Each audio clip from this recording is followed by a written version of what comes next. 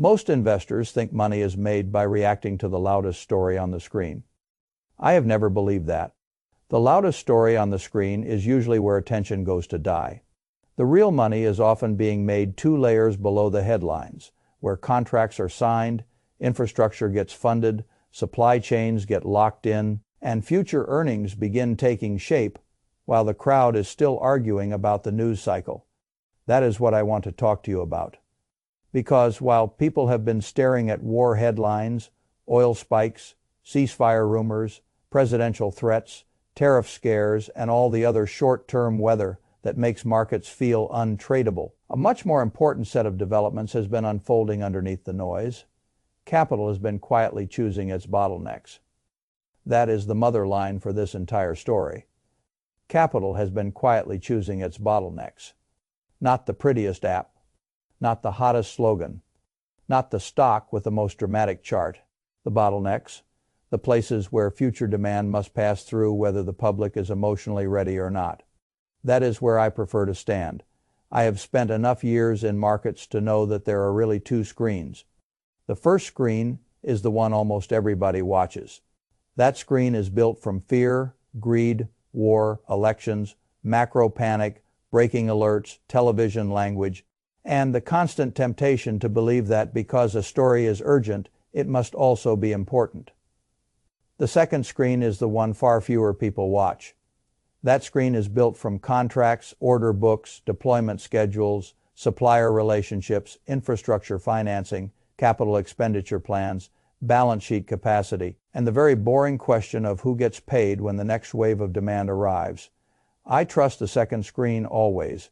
The first screen can dominate your week. The second screen usually decides your decade. That is the first rule. Headlines move prices quickly. Bottlenecks move wealth slowly. Now, I am not dismissing war or macro risk. Only a fool would do that. Market portfolios can be dragged around. Bad weather is real weather. But weather is not the same thing as foundation. I have said that in different ways my entire life. A market can be terrified for reasons that matter in the short run and still misprice the businesses and infrastructures that will own the long run. That is exactly what I think is happening now. You can see it in the emotional data if you want to. Fear gauges have stayed pinned in extreme fear for an unusually long stretch. People are nervous, they want certainty, they want the sky to stop moving, they want a clean all clear before they commit capital. That is how they miss the best setups. The market does not hand you the great opportunities when everybody feels spiritually centered and intellectually secure. It hands them to you when the crowd is over-focused on what could go wrong in the next 10 days and under-focused on what has already been quietly secured for the next 10 years.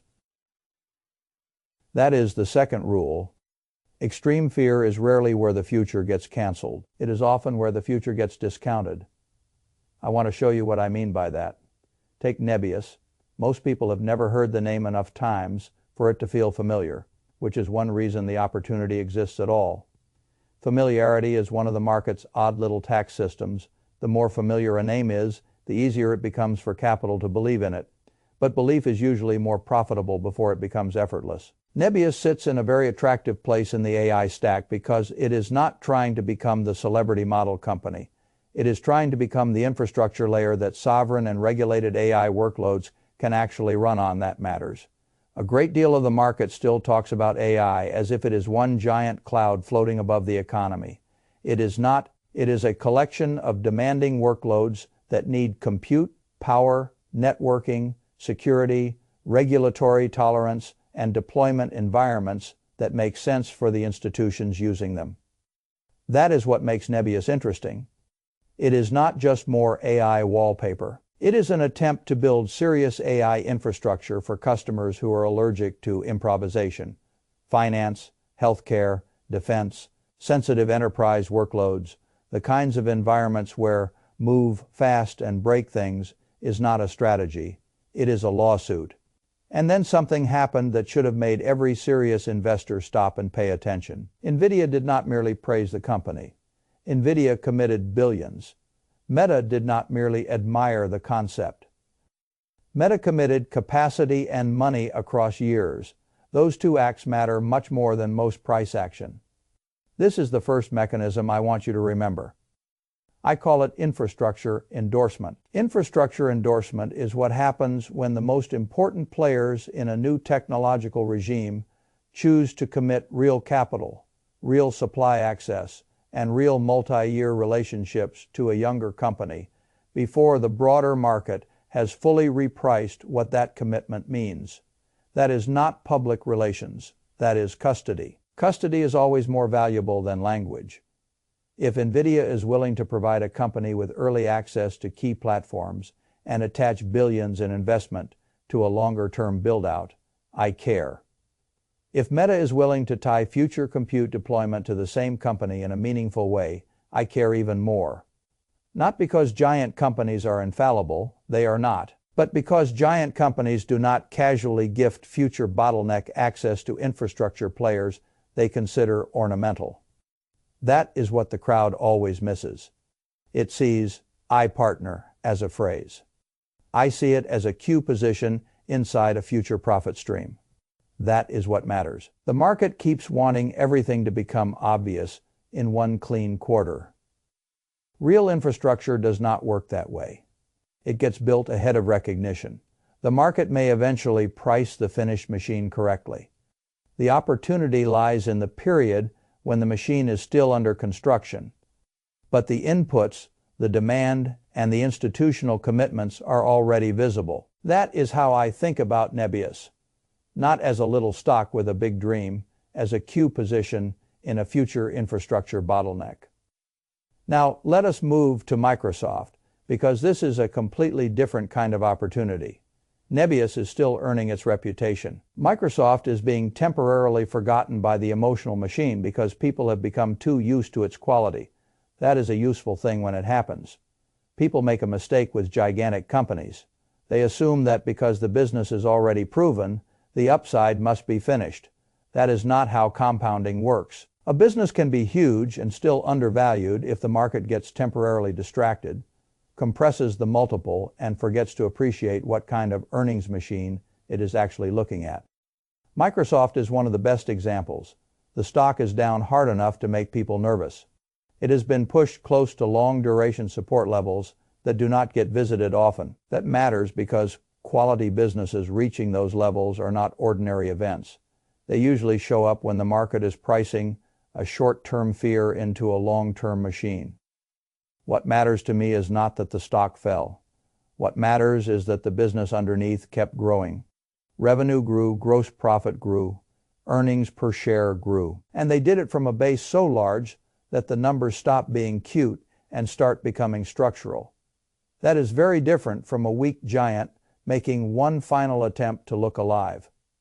This is a dominant software and cloud machine still pushing forward while the label attached to it got cheaper because the market became impatient and wanted faster emotional gratification elsewhere. I call this the quality reset. The quality reset is when a genuinely elite business falls back toward a long-term valuation floor, not because the engine is breaking, but because the market is temporarily treating quality as ordinary while the fundamentals continue compounding underneath. That is one of my favorite setups in the world. You do not need a miracle. You need a great machine offered back to you at a less demanding price. Most people are not built to appreciate that because it is not cinematic enough. They want a tiny company. They want a comeback story. They want a stock that sounds like the future. Microsoft is more dangerous to the impatient investor because it sounds familiar, mature, perhaps even boring. Boring is fine with me. Boring can make you very rich if it comes wrapped around a machine of this quality. A market that pushes Microsoft down while it continues compounding real business value is doing you a favor if you are willing to act like an owner instead of a tourist. Now, let us move from one picks and shovels case to another and talk about Marvell. A lot of people still do not understand what the real opportunity is inside the AI build-out. They think it begins and ends with the most obvious GPU names. That is surface thinking. AI is not just chips. It is systems, it is interconnects, it is networking, it is custom silicon, it is data movement. It is the connective tissue that allows the highest value compute to actually behave like one useful machine. That connective tissue is not glamorous. It is also essential, and essential things get paid. That is why Marvell matters. When NVIDIA opens its ecosystem and begins integrating other companies more deeply into the way racks, chips, and data center systems talk to one another, I pay attention. Not because I think every partnership is magical, because ecosystems are where moats evolve. It is one thing to be a vendor. It is another thing entirely to become a designated piece of the architecture. That is what Marvell is moving toward between custom AI silicon, networking gear, and optical interconnect work. It is being pulled closer to the center of the build-out rather than pushed to the edge of it. That matters more than people think. This is the third mechanism. I call it architecture pull. Architecture pull is when a company stops being a replaceable component seller and begins getting drawn into the core design language of a larger ecosystem. Once that happens, the company is no longer merely selling a product. It is helping define how the system gets built. That is a much better place to be. The market often misses this because it loves clean stories and hates layered ones. NVIDIA wins is a clean story. NVIDIA wins and pulls certain suppliers, networking firms, custom chip designers, and optical specialists deeper into the core infrastructure stack is a much more useful story. But it takes effort to understand. The market is lazy in the short run. That laziness creates opportunities. Marvell also sits in a very interesting position because silicon photonics and optical interconnects are one of those quiet bottlenecks the crowd does not care enough about until the bottleneck becomes painful. Copper only gets you so far. Power, heat, and throughput constraints become more severe as AI clusters grow. Eventually, the market has to care about the companies enabling the movement of all that data. It does not need to care early for the business to become valuable. In fact, its indifference is part of the bargain you are being offered. Now let us talk about Broadcom, because this is another case where the market is not fully respecting the role of the company inside the next infrastructure layer. Broadcom is one of those names that sophisticated people understand, but many retail investors still underappreciate because it lacks the pop culture intensity of the obvious AI winners. I do not care about pop culture. I care about toll booths. Broadcom keeps showing up where high-value traffic must pass. Custom silicon networking, infrastructure support, deep partnerships with the largest AI customers on Earth. If Anthropic is scaling through Google TPU capacity, and Broadcom is one of the companies helping make that possible, then Broadcom is not standing near the AI wave. It is collecting fees from inside the wave. That is the right way to think about it. Most investors are still looking at AI as though the money only belongs to the companies building the model or selling the GPU. That is beginner thinking. The more mature view is that the money gets distributed across a stack, and the most attractive positions in the stack are often the bottlenecks that cannot be easily bypassed once a hyperscaler or leading model company has committed to a path. This is the fourth mechanism. I call it toll road economics. Toll road economics is when a company earns because the traffic is growing and because the traffic has no efficient alternative but to keep moving through the infrastructure the company owns or enables. The company does not need to dominate every part of the ecosystem. It only needs to own an unavoidable lane inside it. That is exactly why Broadcom keeps finding itself in the right rooms. And then there is Anthropic, which most people still think of only as one of the OpenAI rivals. That is far too small a frame. The more interesting story is that Anthropic is becoming an anchor tenant of enormous compute demand, and perhaps more importantly, a security and enterprise trust layer at the same time that matters. Demand matters because demand pays the bills. Trust matters because trust determines who gets invited into the most sensitive, expensive, long-duration deployments. If the company is scaling revenue at an extraordinary rate and at the same time pushing frontier models deep enough into enterprise security concerns that they now become tools for defensive partnerships with major cybersecurity and infrastructure firms, then the story is no longer just another model company is getting bigger. It becomes a much richer and more valuable story. I call this the defensive AI bridge. The defensive AI bridge is when a frontier model company stops being valued only as a creator of intelligence and begins being valued as a creator of security, resilience, and protection for major institutions that must survive the next generation of threats. That is a much better business than people understand. And it also creates second-order winners. If firms like CrowdStrike and Palo Alto Networks gain access to stronger tools earlier than their competitors do, then the market should not think of them simply as ordinary cybersecurity names anymore.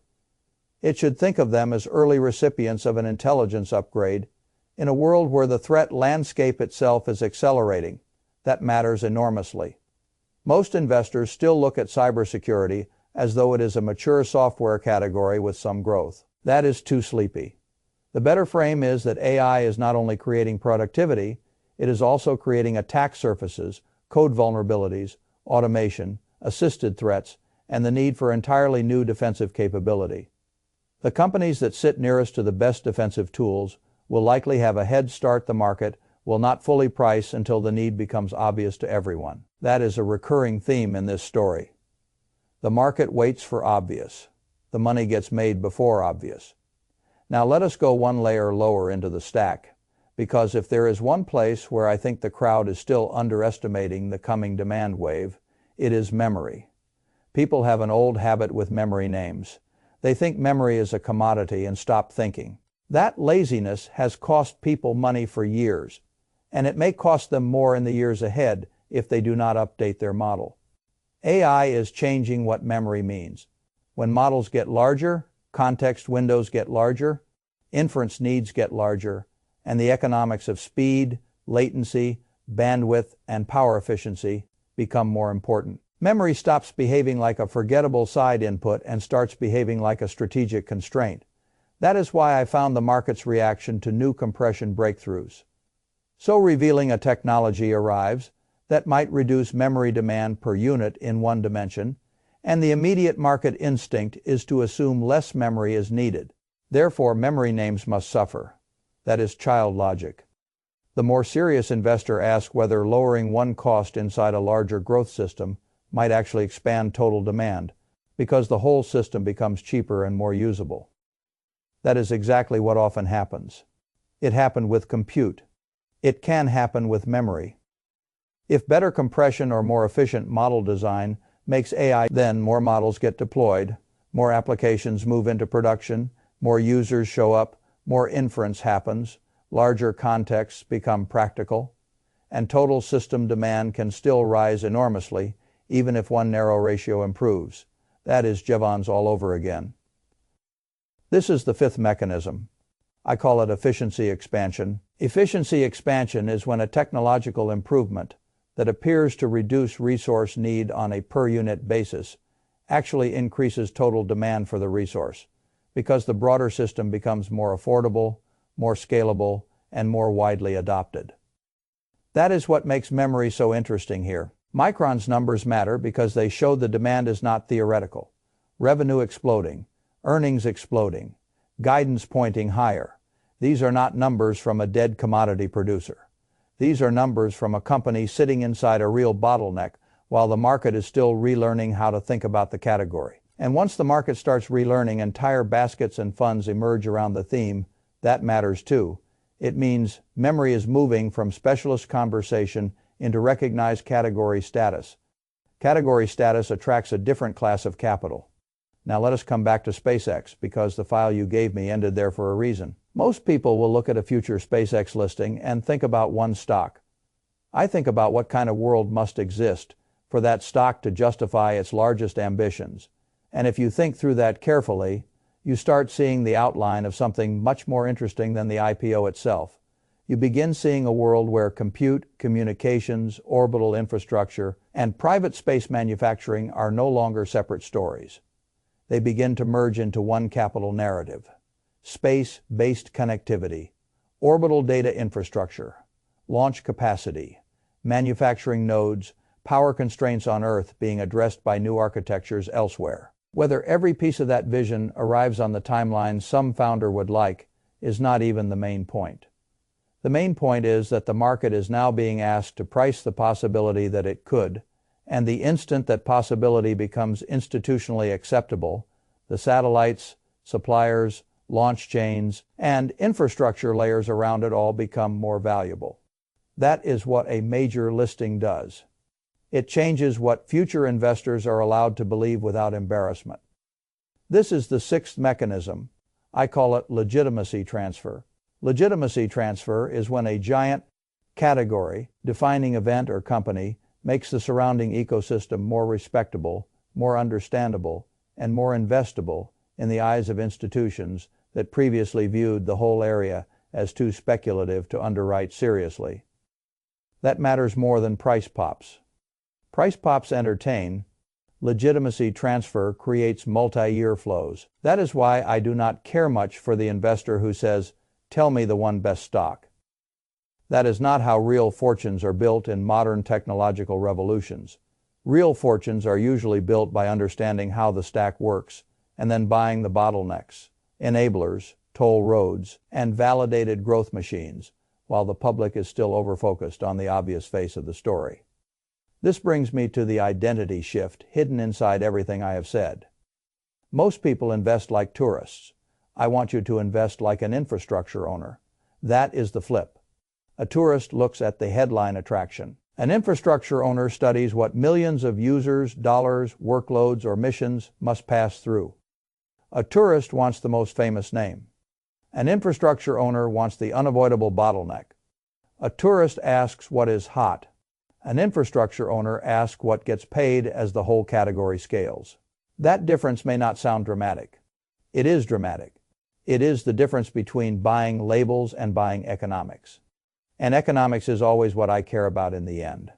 Not the marketing layer, not the emotional layer, not the short-term weather, the economics.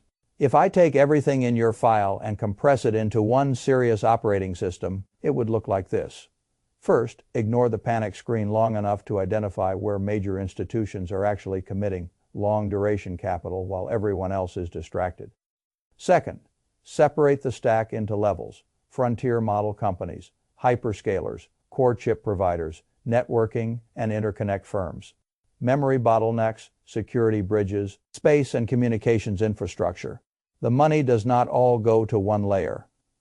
Third, ask which companies have the strongest evidence of future demand already locked in through partnerships, contracts, deployments, support levels, or deep ecosystem embedding. Fourth, prefer bottlenecks over fashion whenever possible. Fifth, do not confuse volatility with invalidation. A stock can fall while its strategic position improves. In fact, that is often when the best buying opportunities appear. Sixth, remember that a giant future listing or category event will validate surrounding names before it necessarily makes its own stock a bargain. Seventh, build positions like an owner, not like a spectator looking for the loudest applause. That is how I would handle this environment. Because right now, the market is behaving exactly the way it usually does during emotionally loaded periods. It is letting fear dominate the front page while capital quietly secures the next generation of infrastructure behind the curtain. That is not new. It is simply where opportunity lives. The people who get rich from these periods are usually not the people who won the argument about the war headline. They are the people who noticed the bottlenecks being chosen while the rest of the market was too busy staring at smoke. That is what I want for you. Not a better reaction time, a better lens. Once your lens changes, everything else gets easier. You stop asking which headline matters most. You start asking which bottleneck gets paid no matter which headline wins. That is a much better question, and it is the kind of question that can quietly change your whole investing life.